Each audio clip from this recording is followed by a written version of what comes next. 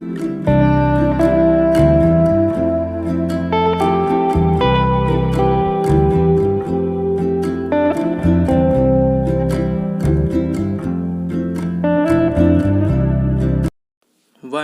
2 3 start.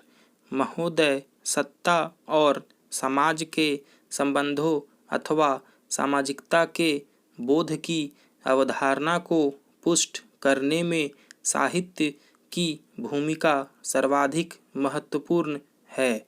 इसके साथ ही व्यक्ति की स्वाधीन चेतना को जिंदा रखने और उसकी स्वतंत्रता को बनाए रखने के कारण साहित्य को विशिष्ट सम्मान और महत्ता प्राप्त हुई। साहित्य ने भिन्न भिन्न युगों में उन विचारों को व्याख्यायित किया, आम जन तक पहुँचाया। असंतुलन पैदा होने से संघर्ष का जन्म होता है।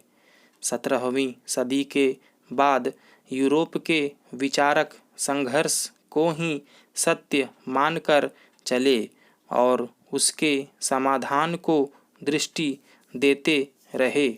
हमारे सामने बुनियादी प्रश्न यह होना चाहिए कि क्या व्यक्ति, समाज और सत्ता तीन पृथक तथा स्वाधीन इकाई है? व्यक्ति तो केंद्र में है और समाज या सत्ता उसके चरम विकास की स्थितियां तैयार करते हैं। यह संभावना तब बनती है जब व्यक्ति अपनी प्रतिभा का, मेधा का श्रेष्ठतम समाज को समर्पित करेगा। समाज व्यक्ति से शक्ति लेता है और व्यक्ति की क्षमता के विकास की जमीन तैयार करता चलता है। व्यक्ति भी समाज की छाया में रहकर न केवल सुरक्षित महसूस करता है बल्कि अपने सर्वांगीण विकास की संभावनाएं भी पाता है। समाज व्यक्ति का विस्तार है, तब दोनों के बीच असंतुलन का प्रश्न क्यों खड़ा होना चाहिए? दोनों मर्यादित रहें तो सत्ता मात्र एक व्यवस्था है जिसका अस्तित्व समाज की स्वीकृति पर निर्भर है। साहित्य ने समन्वय की संभावनाओं को तलाश किया है। मैं यह मानता रहा हूँ कि साहित्य परिवर्तन का सूत्र देता है, समाज उस सूत्र का मंथन करता है। यह मंथन बहुत जरूरी है। आज बहस या संवाद एक परंपरा है, लेकिन समाज की व्यापक भागीदारी न हो पाने के कारण सारी बहसें अखबारी सुर्खियों तक सीमित है और कोई सार्थक परिणाम नहीं निकल पा रहे। समाज का साहित्य से इस तरह कटना हमारे लिए चिंता का विषय होना चाहिए। जब साहित्य अपनी सांस्कृतिक धारा से कट जाता है तो यह अपेक्षा करना कि समाज उससे जुड़ा रहेगा भ्रांति से ज़्यादा कुछ नहीं। अपने मौलिक आधारों पर खड़े रहकर ही मस्तिष्क के रोशनदान खुले रखे जा सकते हैं। दुनिया के दूसरे देशों ने नए विचारों को तेजी से स्वीकार अवश्य किया और अपने मौलिक ढांचे में परिवर्तन भी किए। भारत में विचार प्रक्रिया का विस्तार और उत्कर्ष इतना गहन था कि नए विचार अपनी जगह तभी बन सकते हैं जब वे अतीत के विचार से ज़्यादा सशक्त सिद्ध हो सकें। महोदय, हमारे साहित्य में जो नया विचार आया वह मौलिक तो था ही नहीं, पश्चिमी विचार की सही अनुकृति भी नहीं बन पाया। साहित्य के उद्देश्य को लेकर वर्तमान भटकाव उसी विचारहीनता की परिणति है। इसके अतिरिक्त मेरी धारणा रही है कि जो लोग रचना क्रम में प्रवृत्त हैं वे विचार की प्रक्रिया को ही जिंदा नहीं रखे हैं बल्कि सांस्कृतिक धारा को भी जीवंत बनाए हैं। यह जीवंतता बनी रहनी चाहिए क्योंकि सामाजिक ऊर्जा को रचनात्मक दिशा मिलती है।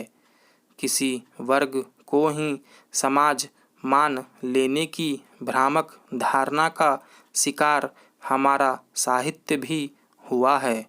समाज जिस संगठन का नाम है उसमें प्रत्येक व्यक्ति महत्वपूर्ण है, व्यक्तियों का वर्ग नहीं। यह ठीक है कि समाज पर किसी वर्ग का प्रभुत्व स्थापित हो जाता है। वर्ग के विरुद्ध जब हम पुनः किसी वर्ग को संघर्ष के लिए प्रेरित करते हैं तो असंतुलन को बढ़ाते हैं। एक वर्ग को विस्थापित कर दूसरे को स्थापित करने की प्रक्रिया अंतहीन है। यह संघर्ष को निरंतरता देती है। स्पष्ट है कि संघर्ष में विकास ही अवरुद्ध नहीं होता, परस्पर दुर्भावना भी बढ़ती जाती है। व्यक्ति, समाज और सत्ता के संघर्ष में मनुष्य की हानि सबसे ज़्यादा होती है। व्यक्ति की चेतना का विकास कर हम मनुष्य को बचा सकते हैं। व्यक्ति का चेतना संपन्न हो जाने का अर्थ समाज का चेतना संपन्न हो जाना है। इस चेतना को भौतिक अर्थों में लेकर हमने पाश्चात्य समाज की बुराइयों को अनजाने ही आमंत्रित कर लिया। एक वर्ग के सत्ता से हट जाने या एक वर्ग के सत्ता पर अधिकार जमा लेने से ही समाज स्वस्थ और सुदृढ़ हो जाता तो सोवियत संघ का विखंडन नहीं हो पाता। बचाव में यह कहना कि कुछ भ्रष्टाचार में लिप्त और निरंकुश लोगों के सत्ता में बैठ जाने से यह स्थिति उत्पन्न हुई, तार्किक दिवालियापन है। कौन कह सकता है कि उस तथाकथित सत्ताधारी वर्ग को हटाकर जो दूसरा वर्ग बैठता वह ईमानदारी से कार्य करता और सामाजिक असंतोष दूर होता। प्रश्न इस या उस वर्ग का नहीं है, मनुष्य की मूल प्रवृत्तियों के परिष्कार का है। यह परिष्कार सत्ता नहीं समाज का प्रबुद्ध वर्ग करता है। मुझे हमेशा लगा है कि परिष्कार की प्रक्रिया हमें सांस्कृतिक विरासत में मिली है। उसे अनदेखा करने की कोशिश ने हमारे साहित्य को विश्व की पहचान से वंचित किया है। इसलिए साहित्य संस्कृतिवादी धारा से प्रभावित रहा। स्टॉप।